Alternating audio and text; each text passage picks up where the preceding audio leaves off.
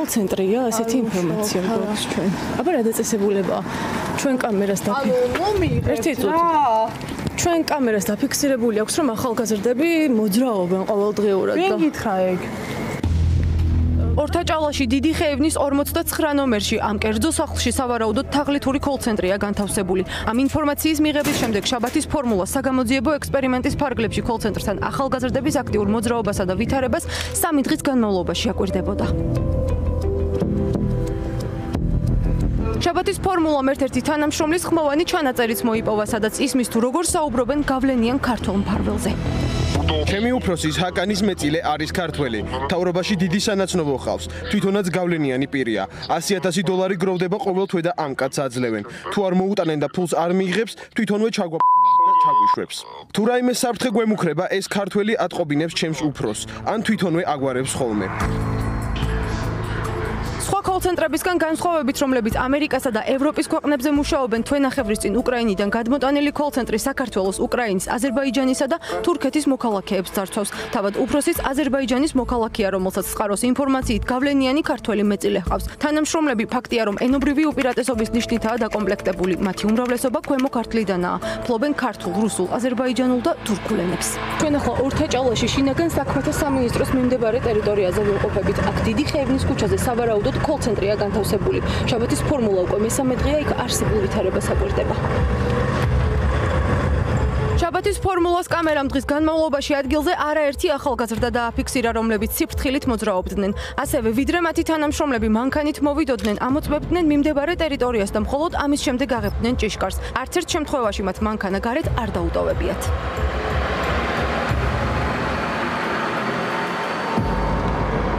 დაკვირვებითა და წყაროს მიერ მოწოდებული ინფორმაციით გაირკვა, რომ სხვა 24 საათიანი call center-ებისგან განსხვავებით აქ ახალგაზრდები მუშაობას 10 საათზე იწყებენ, ხოლო 7-8 საათისთვის ასრულებენ. სამდღიანი დაკვირვების შემდეგ ინფორმაციის გადამოწმება თავად მათთან ვცადეთ, თუმცა როგორც უკვე ნახეთ, სავარაუდო call center-ის ერთ-ერთი თანამშრომელი კამერის დანახვისთანავე უკან შებრუნდა, სცადა სახის დაფარვა და ჩვენს კითხვებს გაექცა. რა დაწესებულებაა ეს, საიდანაც თქვენ გამოგბრძანდით? თქვენ იქ მუშაობთ, როგორც ვიცით? ნუ მიღებთ. გითხარით რისი ოფისია, არაერთი როგორ არა დაფიქსირებულია არაერთი ახალგაზრდა.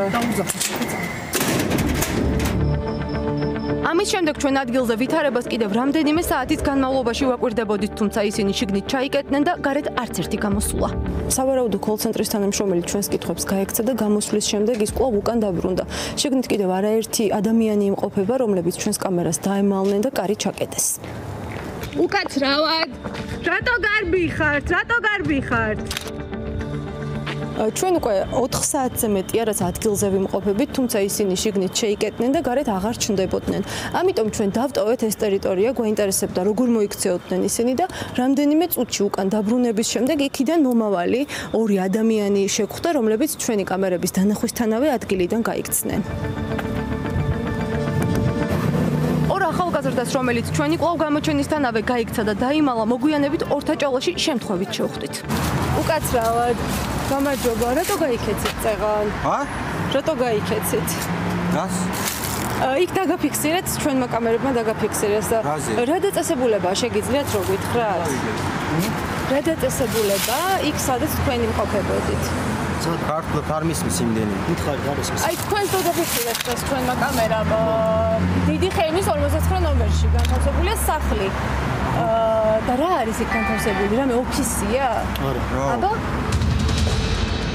მანამდე საგამოძიებო ექსპერიმენტის ფარგლებში ორივე მათგანი ჩვენს კამერას არაერთხელ ჰყავს დაფიქსირებული, თუმცა ერთ-ერთი მათგანი ამტკიცებდა, რომ უძრავი ქონების აგენტი იყო და იქ სახლის გასაქირავებლად ფოტოების გადასაღებად იმყოფებოდა. მეორე, მისი მეგობარი კი მას უბრალოდ გაჰყვა,రించి ამბობს, რომ ჩვენი მხრიდან კომუნიკაციის მცდელობისას ადგილიდან სიბნელისა და ძაღლების შიშის გამო გაიქცა. რატო გარბი ხართ? ანუ როგორ ვაკეთებ? ოფისი აქ მაინტერესებს. ანუ ოფისი არ არის, მე დავუყარ ესე, მირეკავენ, ანუ მე როგორ ვაკეთებ, გეტყვი. რეკავ, მე პატრონებს ვეუნები, მინდა აი მაგალითად სააგენტოა რა, ხო ხდება? და ნახევარ თანამშრომელი რა ჩემში. ანუ სააგენტოს აქვს ოფისი. არა, სააგენტო არ, მე ვარ სააგენტო. აი ეს. თქვენ გავიგეთ და იქ რა არის? იქაც მე მედი რომ სანახავად რა ხდება, როგორ არის და გადავიღო ყველაფერი, მოიცადეთ. ნო, იქან გახშიშია იქ რო შევიდეთ, ხო? უშტაფად იქან გახშიშა. სამი აი ზაღლები რო არის და წამო განახეთ. ადამიანი თუ რაღაცაში დამნაშავეა, ყოველთვის გარბის. ჩვენ თუ რაღაცაში დამნაშავე არა ვართ, რატომ და გავიქცე? რატო გაიქცა? აი მაგათ აღიხსენეთ. ახალგაზრდებს ადგილზევე ვაჩვენეთ კადრები, რომლებშიც ისინი სავარაუდო კოლ-ცენტრის შიდა პერიმეტრზე არიან დაფიქსირებული, თუმცა უარყვეს რომ კადრებში თავად ჩანან. იმ კადრში, რომელიც მე გაჩვენეთ, თქვენ არ ხართ.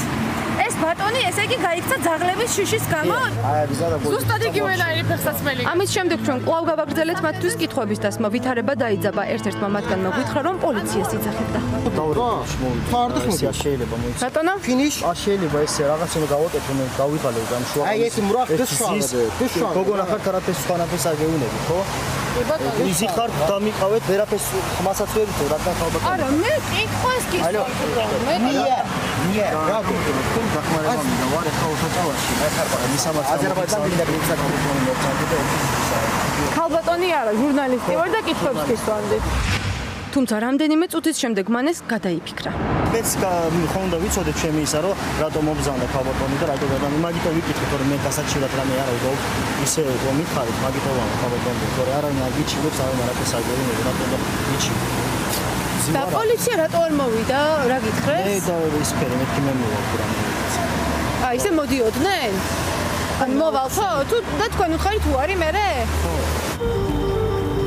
მოგვიანებით ჩვენ მას შევთავაზეთ, რომ სავარაუდო კოლ-ცენტრის ადგილას ერთად დაუბრუნებულიყავით. ხანგრძლივი საუბრისა და ურთიერთგამომრიცხავი პასუხების შემდეგ მას დამაზუსტებელი კითხვები დავუსვით. ის ისევ უარყოფდა იმას, რაც შაბათის ფორმულას მიერ გადაღებული კადრებით დასტურდება. შემოგთავაზეთ ის, რომ ერთად წავსულიყავით იმ ადგილას და გამოგვეძახებინა პოლიცია, მაგრამ თუ ხართ უარზე. ადამიანები, ვინც იმყოფებოდნენ შიგნით, იმათ იცნობთ თუ არა? არ იცნობთ. არც იცით შიგნით რა არის განთავსებული. კიდევ ერთხელ დავაზუსტებ, იმ კადრზეც უარყოფთ, რომ თქვენ არ ხართ. ხო. არ ხართ. დღეს პირველად იყავით? ვიყავი, ხო არა, მაგაზე ხო აგიხსენეთ რაზე ვიყავი. გამოვიწყე უკვე მე არ ვიცი რა მაგაზე აგიხსენეთ რაზე ვიყავი. სურათების გადასახადი. გადაღებაზე. დღეს პირველად იყავით ამისთვის იქ? ერთხელაც ვიყავი, მაგრამ ვერ მივაგენი და მე სხვა მწავიდა ჩემსთან, თქვა რომ ისახნას რა. და დღეს გადაიღეთ სურათები? ეს ხო გითხარი არ მომწეს უფლება რომ რადგან სააგენტო ისთვის სააგენტო. დიდი ხევნის 49 ნომერში რატომ იყავით თქვენ და თქვენი მეგობარი? ერთად არ ვიყავით. ზუსტად იმ ჭიშკართან რატომ იყავით? ერთად არ ვიყავით, მე ვიყავი. ერთად იყავით იქ და მე სხვადასხვა მიმართულებით წახვედით. არ წავედით, მე იქ შანსი არ არის წენა რომ მე იქ მოვიდე. აქ ვიჯექი მე რამდენი ხანია. თუნდაც ნახეთ და როგორ არ არის შანსი. საბატონო, წამობძანდი ფაღლაურთანაც კამერებშიც ნახე, სად მოვედი, მე რასას ვიყავი, სად ვიჯექი და რას ვაკეთებ. შაბათის ფორმულას წყარო კოლ-ცენტრიდან უყვება, რომ დილით 6 საათზე ოფისი დაცალეს.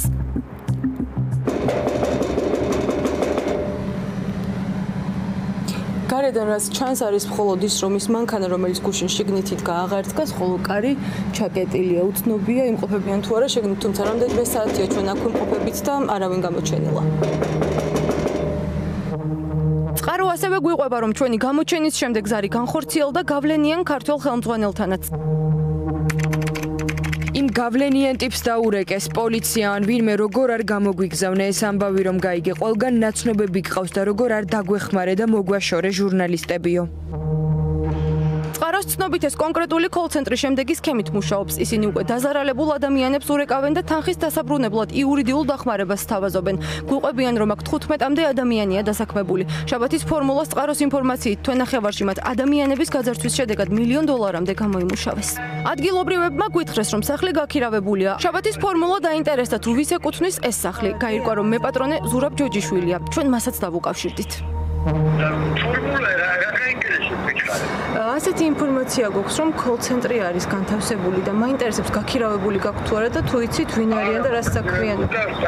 ფორმულას პირველ აიგეთ რაღაც ჩილობები არ დაგეკუთვნეთ. და ვინ არიან შეგნით? შეგიძლიათ რო გითხრან რას საქმიანობენ? არავინ არ არის, ჩემი ოჯახი წევრია. არაერთი მრავალი ახალგაზრდა დადის. ახალგაზრდები დადიან და რას საქმიანობენ? შაბათის ფორმულას არქივი არაერთ ჟურნალისტურ გამოძიებას ინახავს, რომელიც ამხელს თუ როგორ ძარცვავენ თაღლითური კოლ-ცენტრის თანამშრომლები ადამიანებს. ამ კონკრეტულს კი გამოარჩევს შემდეგი: ისინი საქართველოს მოქალაქეებსაც ურეკავენ. ფაქტობრივად ეს არის ქართული ოცნების შიდა პარტიული ბიზნესი. ისინი აკონტროლებენ ყველა ოფისს, საიდან ხდება და ხდებოდა ევროპელი მოქალაქეების ძარცვა, თუმცა ეს სქემა კიბერკრიმინალური თაღლითური სქემა გაფართოვდა. და არა მხოლოდ ევროპის მოქალაქეებს ძარცვავენ, არამედ უკვე ძარცვავენ მეზობელ ქვეყნებს, თურქეთის, აზერბაიჯანის მოქალაქეებს.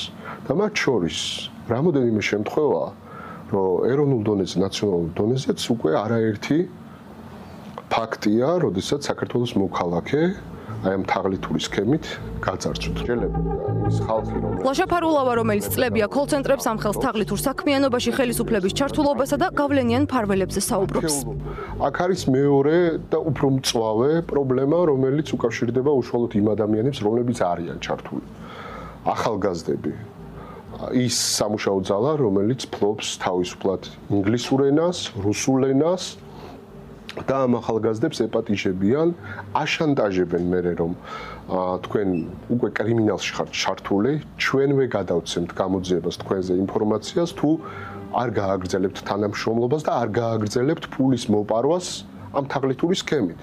ანუ ფაქტობრივად მძევლად ყავთ ახალგაზრდობა აყვანილი აი ამ სქემების დახმარებით. შაბათის ფორმულა კოლ-ცენტრების შესახებ რამდენიმე თვის წინაც გიყვებოდათ, ისევე როგორც სხვა არაერთ გახმაურებულ შემთხვევაში ეს ფაქტიც სახელმწიფოსგან რეაგირების გარეშე დარჩა.